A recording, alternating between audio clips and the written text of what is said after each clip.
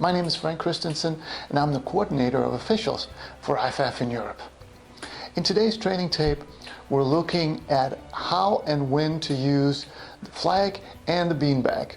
So we'll look at different ways of throwing your flag, and we're also looking at different ways of using your beanbag, both how to, but also when to, and especially when not to use your beanbag. But before we get to the game film, let's have a look at the mofo to see what that has to say about this topic.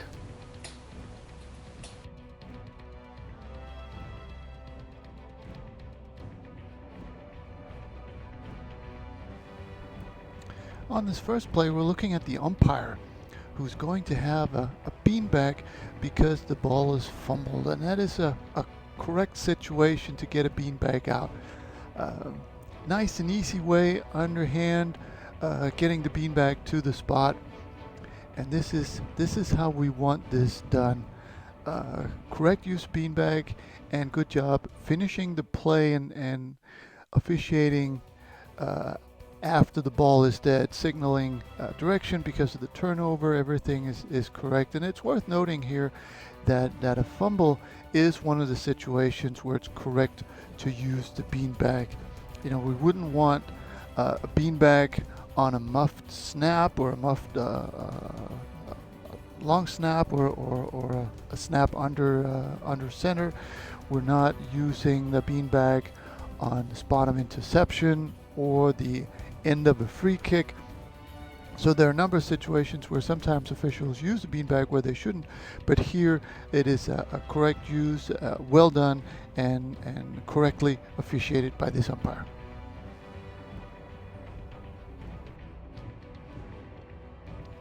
Here's another fumble and another correct beanbag, this time by the referee. See there, the ball comes out, and that is this is not. So had he muffed this backward pass, that would not be a situation for a beanbag. But since he's got the ball here and now he fumbles it, this is a situation where we would like a beanbag.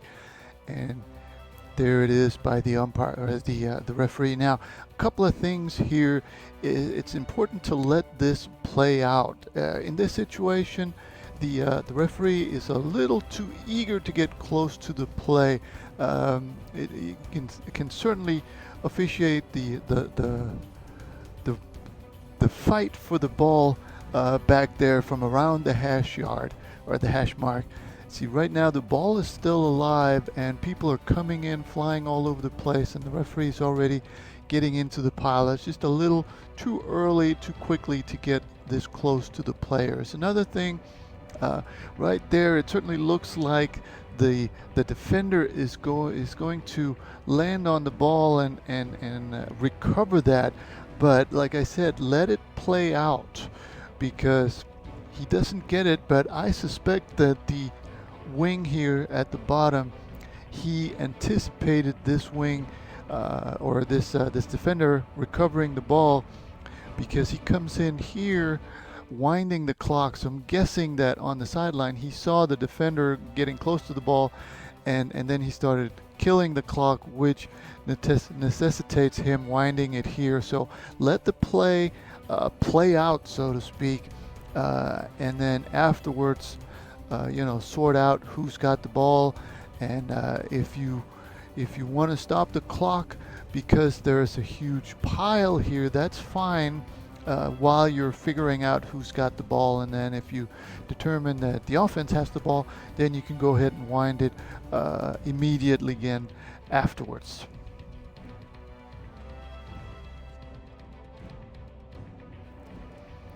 As you can probably guess, here comes a punt, and here's another example of a correct use of a beanbag, which is the end of the kick. And even though there we go with the beanbag, even though we don't have a return here, I still recommend for deep officials to drop a beanbag at the end of the kick, just to get into a good habit of it, because you never know what happens if the ball gets displaced, or something happens down there and all of a sudden we need that post scrimmage kick enforcement spot. And if we don't have the habit of dropping the beanbag, then we'll end up setting ourselves up for missing it.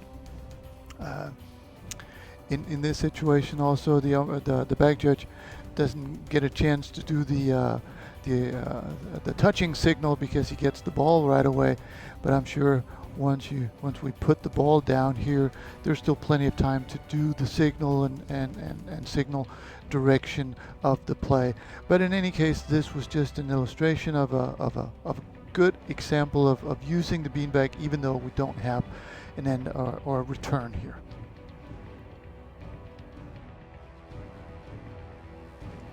Here's another punt and another situation for the bag judge to use his beanbag. And in fact, on this play, even though it doesn't look like it from the snap, turns into a very, very long play.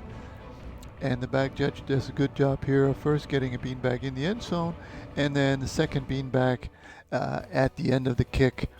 So a good example of a situation where it's nice for the deep wings to actually have two beanbags.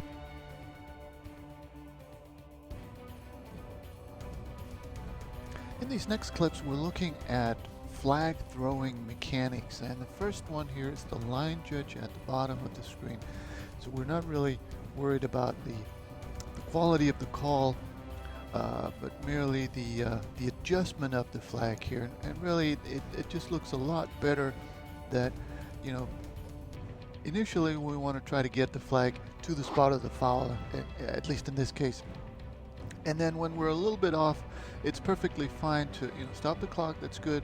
Pick up your flag and then go to the spot and drop it. Instead, here he just kind of tosses it, and that's never going to be super accurate either. And he's even going to go past the flag here. So instead of just tossing it there, walk to the 25 and make it look like this is exactly where you want to drop your flag, and then drop it right at your feet as you're walking by and going to the referee. So it just looks a lot better, and we get much more accuracy that way.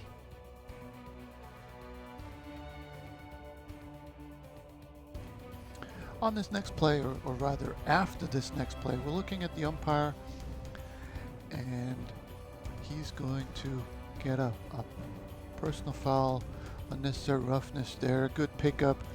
And when it's a dead ball foul like this, or even if it's an unsportsmanlike, getting the flag up in the air is a very good idea. So an underhand flag here is preferable, and it does two things. One is we don't need the spot, so we don't need to get the flag over there to the spot necessarily.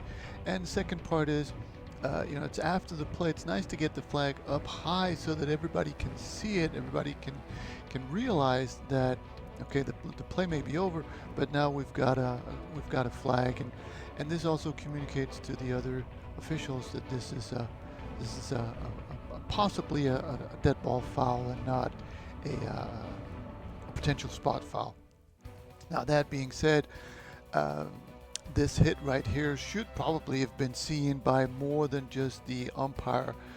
There should be some deep officials, some backside wings, and some people that could have and should have been looking at 52 and looking at how he speeds up after the play is over. Should be an indicator that we need to watch him and what he does. But in any case, good job by the umpire to throw this flag the way he did.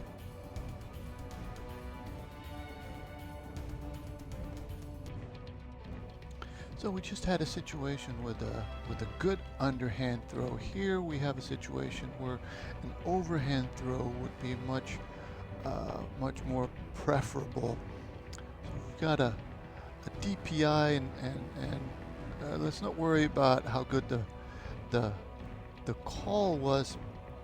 But DPI a lot of times is a spot foul. Now, even though it's more than 15 yards down the field, we really don't want to get into, well, inside of 15 we can go overhand, and beyond 15 it's okay to go underhand. Anytime we have this kind of a live ball foul, let's just go ahead and throw it overhand. Here we've got the deep wing first throwing underhand, and then we've got the short wing right there throwing also underhand. And regardless of how close they get to the spot here in this specific situation. Hopefully we can agree that all things being equal, we will be more accurate or closer to being accurate if we throw the flag overhand. And also, in a situation like this, if I were to be the referee or a spectator or a supervisor or something like that, and I see after this play, I see the wing throwing an underhand like that, in my mind, I would be expecting him to come in with an unsportsmanlike or a sideline interference or something like that, and not the DPI flag. So, um, in situations like this where the spot can be critical, let's go ahead and throw these flag overhand.